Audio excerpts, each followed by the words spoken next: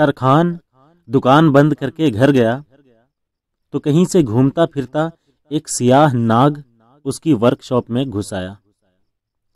یہاں بظاہر تو ناگ کے دلچسپی کی کوئی چیز نہیں تھی، پھر بھی ادھر سے ادھر اوپر سے نیچے جائزہ لیتا پھر رہا تھا کہ اس کا دھڑ اتنے میں وہاں موجود ایک آری سے ٹکرا گیا اور وہ معمولی سا زخمی ہو گیا۔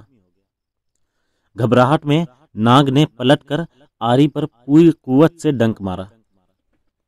فولادی آری پر زور سے لگے ڈنک نے آری کا کیا بگاڑنا تھا، الٹا ناگ کے منہ سے ہی خون بہنا شروع ہو گیا۔ اس بار غصے اور تکبر میں ناگ نے اپنی سوچ کے مطابق آری کے گرد لپٹ کر اسے جکڑ کر اور دم گھونٹ کر مارنے کی پوری کوشش کی۔ دوسرے دن جب ترکھان نے ورک شاپ کھولی تو ایک ناگ کو آری کے گرد لپٹے مردہ پایا، جو کسی اور وجہ سے نہیں، محض اپنی طیش اور غصے کی بھینٹ چڑھ گیا تھا۔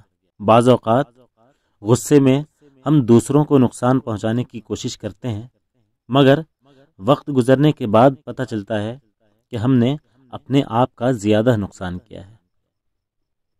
حاصل کلام، زندگی کے لیے بعض اوقات ہمیں کچھ چیزوں کو، کچھ لوگوں کو، کچھ حوادث کو، کچھ کاموں کو، کچھ باتوں کو نظر انداز کرنا چاہیے۔